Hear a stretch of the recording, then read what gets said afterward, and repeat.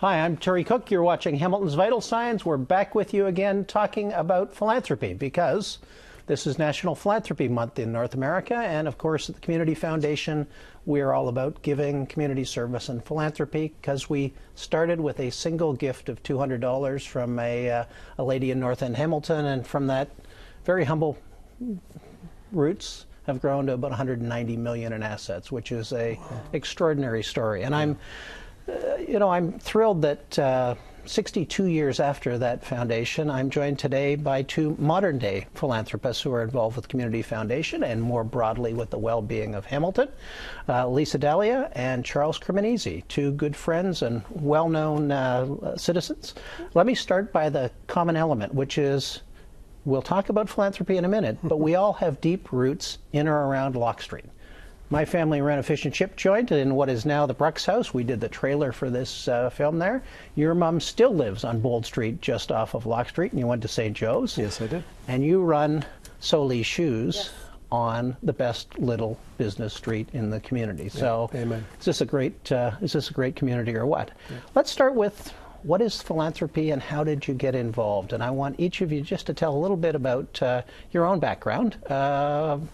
Lisa, tell us about how you came to run an independent shoe store on Locke Street. Okay, thank you so much for having me. Glad to have you here. This afternoon. I just, where to begin?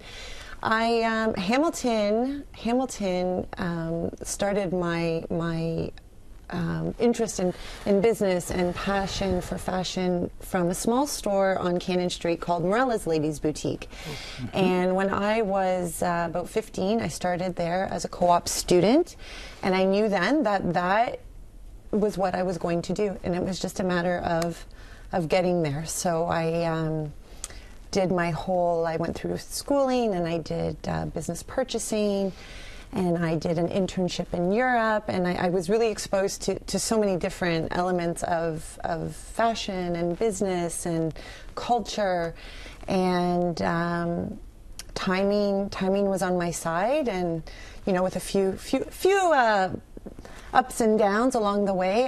It's the nature of small business. It is the nature of small business. And even just, there's a lot of pressure in schools to get a big corporate job. And that's kind of where I always struggled because I never fit in comfortably in the corporate world and the corporate mindset.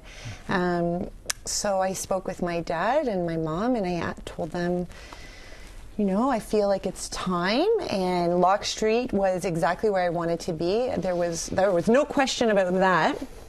And a little space became available, and that's when I started 6 years ago. 6 years later, you're still going. Good for you. I was fortunate enough to have the opportunity and the necessity to expand. So I've expanded into a much larger location, which was about 4 years ago. Excellent. So, yeah.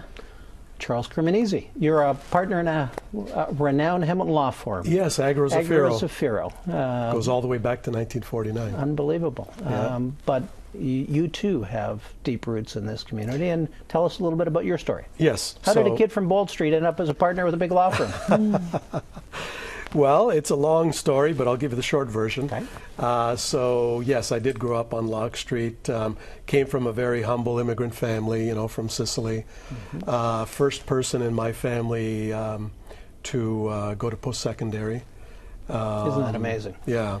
When we talk later about some other things about philanthropy, I'll tell you a little bit about my parents' story. But basically, they inspired us to be something, mm-hmm. and to be something that where we would help people. Yeah. So law was one of the natural things for me.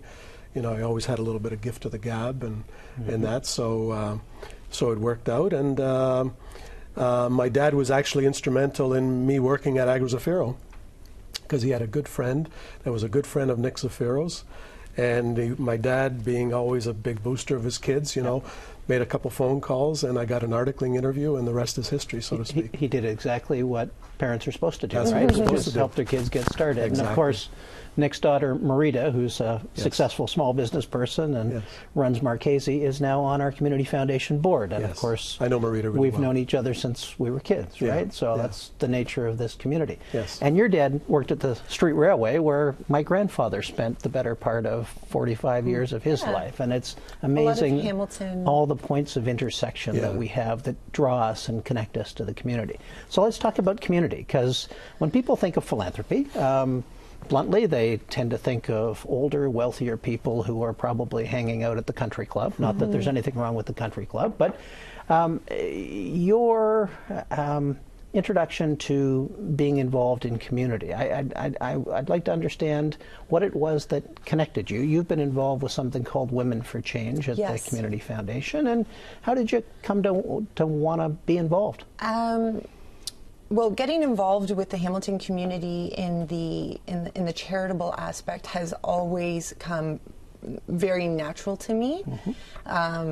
If there's anything I can do, I'm of the mindset that I love giving. I love getting down and kind of dirty with time and putting in effort and seeing really where the money is going.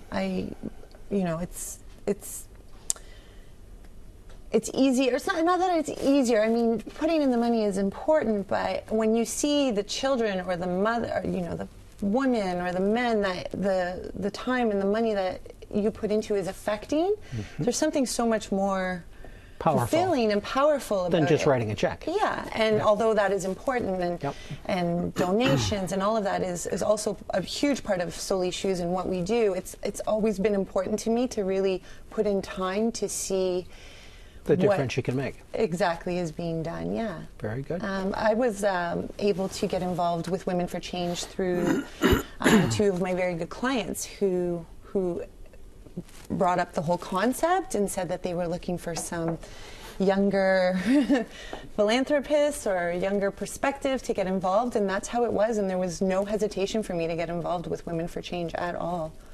And the focus for Women for Change is a giving circle of women trying to support young girls and women to be successful in education and recreation and all parts of their lives. And why that focus? I mean, it seems self-evident, but I want you to talk about that.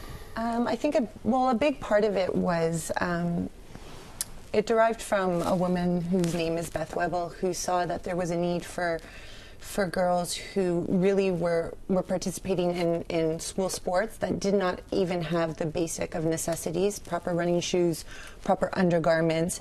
And it's sad to think that some people don't have enough money for those things, and yet other girls on the team were showing up in the newest sneakers and the Lululemon and all of that. And so it's really heartbreaking to see that kind of gap.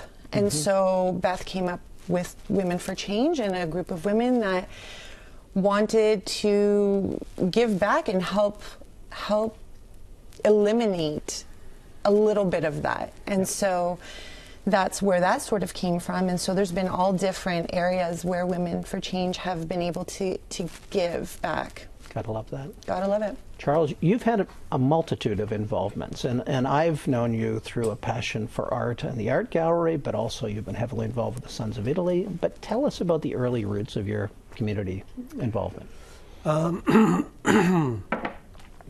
Basically started in my family. Not that anyone in my family was a philanthropist in the sense that we're discussing here today. They wouldn't have described themselves that way. No, they wouldn't have. I grew up in a household where my parents looked after people as they came over from Italy. And our house was always full of uncles and aunts and just people coming through town. And so I watched my mom and dad help people to transition from their old life to a new life, you know.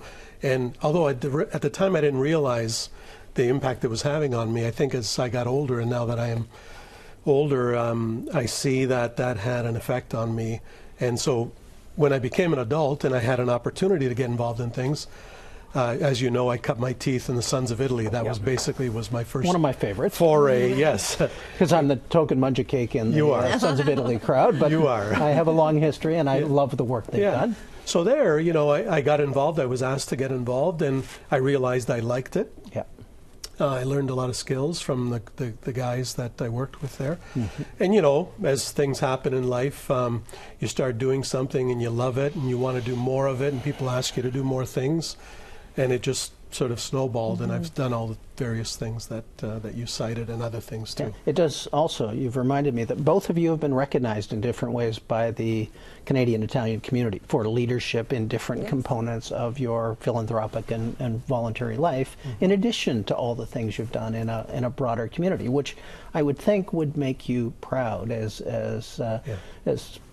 children of people who came here from other places, right, and wanted to make a better future for the kids, right? Yeah, it makes you immensely proud. Yeah.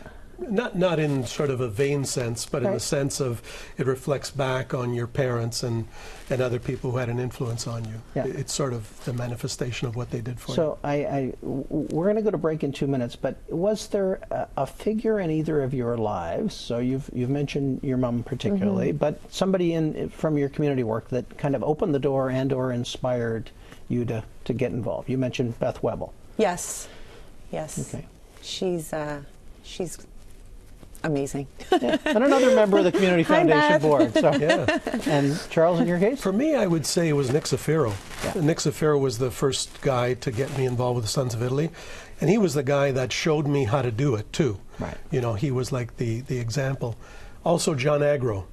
John Agro was another person that I looked up to because of his involvement in the community. He's been gone a long time, but anyway, those were the two guys that, because I didn't have examples in my own family, they were the examples for me to show me how to do and it. in both cases, giants in this community. Huge. I told you before about being a young, erstwhile city councillor knocking on John Agro's door, and of course he quickly informed me of the facts of life in Hamilton and the way things were run. And I found him to be just a fascinating character because in addition to having a great law practice, of course, he was the guy who established the CFL Players Association.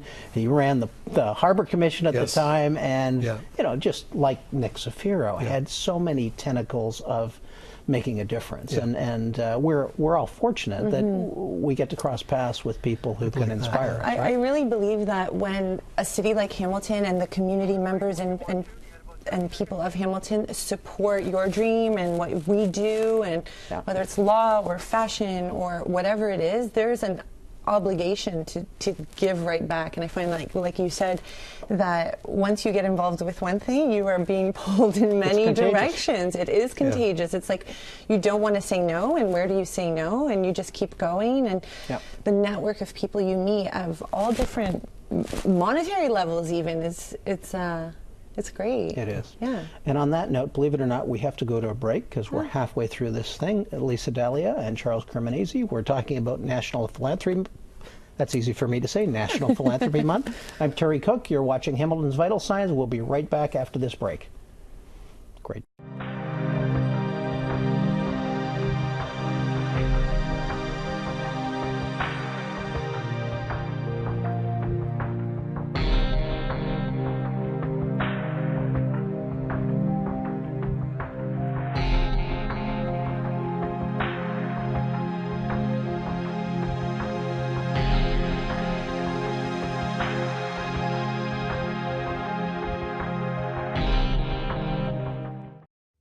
In Canada, more than 13 million volunteers contribute over 2 billion hours every year. Volunteers support us in everything we do, and communities thrive because of it. At Volunteer Canada, we encourage and strengthen community involvement. We work with a broad range of partners to promote and support our shared vision of a vibrant Canada. To learn more, visit thenewvolunteer.ca, your connection to Canada's volunteering community.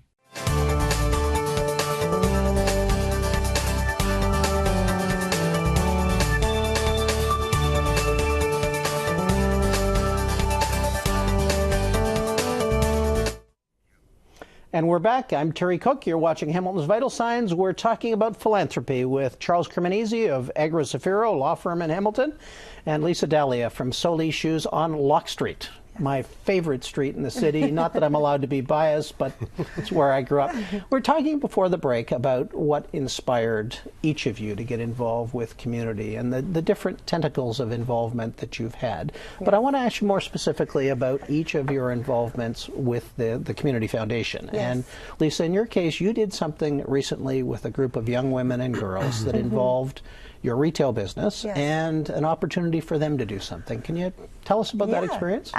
So I had no idea that it was even going to come up, but we went to Women for Change as a group, went to Glendale School, where we met the Girls Only program, and at the time we had given a fund for their program. And so it was a day for us to sort of meet them and see what they were doing. And so we went to their school, and there was so many interesting girls, I think between the ages, I believe they were 11 and 13.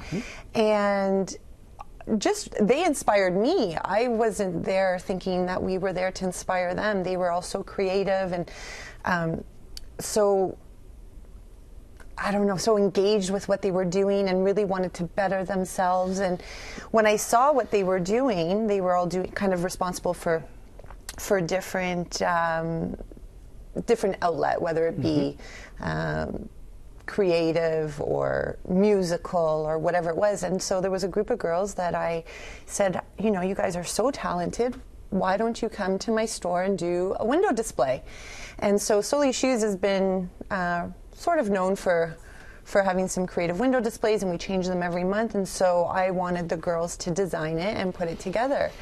And so we did that, and we did a beautiful window for a wedding theme. And it was, I think I was more touched by having the girls there than I was to them. Yeah. And yeah, it was a great experience getting the girls outside of their comfort zone and into a new area of Hamilton. And I know that there were some girls that really weren't interested, and they were more interested in being on their phones and whatever, but there were a few girls that to this day I've connected with, and they'll send me messages on Facebook or whatever it is, and I know that it's something, whether it be, you know, it's interesting, guidance or career guidance, whatever it is. One of the things we've learned in the course of our research around educational outcomes is that for middle class and upper middle class kids, they always know that they're destined for post-secondary. But in fact, for kids with particularly economic challenges, it takes a connection, almost without exception, either an inspired teacher or a parental figure or somebody in a recreational program who says you have the potential to go on and make a difference. And that's exactly the kind of connections that you're building at Women for Change, right? I think so. I think that's at this point of my life where I'm sitting. I'm sort of at that level of connecting with girls and not even really knowing. I had this conversation with a girlfriend of mine the other day of how you don't really know who you're influencing or who you're connecting with, and you may never know, but so often the case, right? Yeah, and then you'll hear about it maybe through word of mouth or through someone that tells you years down the road about how you connected to them. And I think that is the important part of just doing good and just doing giving back, because you don't know when you're going to connect with someone or make a difference. Indeed.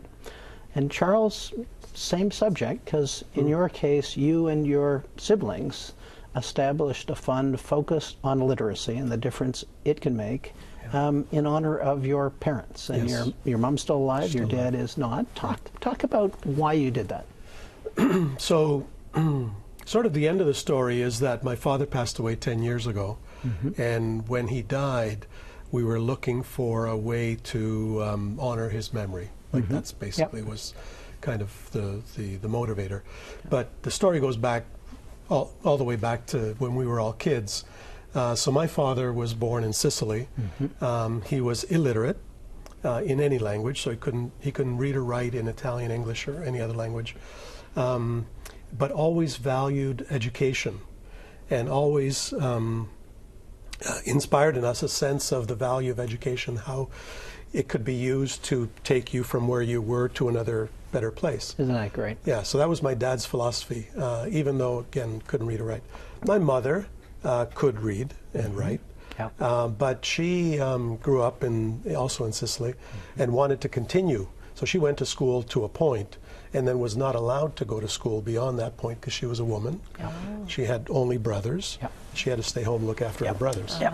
So both of my parents valued education for different reasons. My dad because he didn't have any of it, and my mother because she wanted more of it. Oh, wow. And couldn't. And that's basically what happened. So when we were looking for a way to honor my dad and then my mom also, I spoke with my siblings and we settled on this concept of literacy because we all believe that literacy is the way, basically to take yourself from your current economic or political or oppressed circumstances, right? To a better place. To a better place. Yeah. And so that's what we've done with the fund, and every year we support, through the Community Foundation, groups, individuals and groups. And the kind of common theme in our foundation is giving people just that little bit of help that they need to get to either finish high school, go to post-secondary education, because most people really don't need that much help. They just need that little extra step or that little lift to get them to where they want to go, and just because of finances or whatever, they're not allowed to do it. Yeah, it's interesting. Again, one of the findings from the work we did for our Abacus educational program was that to the extent parents had established a registered education savings plan for their kids, didn't matter what amount, the kids were much more likely to go on. And it had very little to do actually with the quantum that was invested. It was the signal to those kids that they had a future in education, right? And how important those small incentives are to saying to people, you can better your circumstance through hard work and commitment to learning. And that's amazing. So I want to turn to the harder question, which is not how you give and the difference you make, but why? Because I'm always intrigued, because we're all motivated by different things, and in some cases, obviously, it's based on the family examples that you both lived and the role modeling that your parents did. But what is it about philanthropy that makes you want to stay involved? Because I think this for each of us is very individual.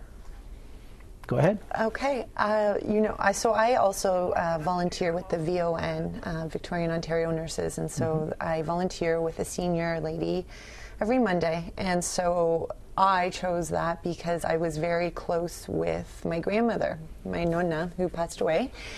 And I would have to say that it's almost selfishly driven. It makes me feel good to give back. It makes me feel good to help someone and be there for someone who needs that help, who otherwise would not be able to get basic things accomplished. That is the secret sauce, right? It's a little bit selfish, but But in a good way. But in a good way. Charles, talk to us about why. Yeah, I would say, just building on what Lisa said, it's the same. It makes me feel good to do it, but sort of on a cerebral level, I feel like, it's the old John Kennedy saying about where you're given a bunch of gifts, okay, an education, the ability to speak and read and that, and you have skills. I think that it's incumbent on you to use those skills to help other people that don't have them. And I think for me, in addition to feeling good, I just feel like it's a duty almost that goes with all the blessings I've been given. And collectively, because you're so tapped into the lifeblood of our community, we, I think, collectively know the enormity of some of the challenges around income inequality and challenges in education. Are you feeling optimistic or pessimistic about the progress that we're making? I feel optimistic. I just think there's a lot to do. There's a lot to do. There's foundations and all kinds of issues all around the world, and for me it's always been important to not forget about it, but just give back right in our own backyard, and at least start there and make a difference in some way where, you know, our city has given back to us, and we have that like I said, that obligation to give back. And there's always something or someone who needs help. Fantastic. Last minute is yours. Optimistic or pessimistic? I'm a natural optimist, so I only have one answer that I can give. So it's yeah, I'm optimistic, and the reason that I'm optimistic right now in 2016 in Hamilton is that we have a lot of young, smart, driven people that are basically reinvigorating our city. And so my hope, you know, really for this new generation of entrepreneurs and professionals is that they can pick up, you know, where we not left off, but where we are, and carry the ball in the future. Because I think that Hamilton has such an influx now of smart young people that it can only get better. Yeah. Yeah. And my bias would be the same. I'm an optimist by nature, but I think there have been times when the old attitudes and the lethargy and the sense of, you know, it's been tough here for a long time, in fact, have inhibited our progress. And when I look around and I see the example, your daughter's in business here, you've started a business here, there are so many people who have chosen to make a better future here.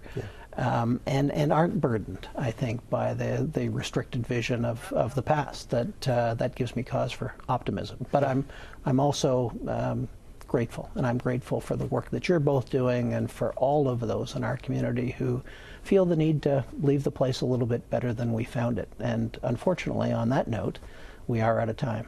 I'm Terry Cook. You've been watching Hamilton's Vital Signs. I've been with Lisa Dalia of Soli Shoes on Locke Street and Charles Criminisi of Agra Zafiro. You're making a tremendous difference in this community, and we are indebted for the service that both of you have rendered. Thanks for having me, Terry. Thank you so much. I hope you'll join us again next month. As always, you can follow us on Facebook and Twitter. I'm Terry Cook. We'll see you next month.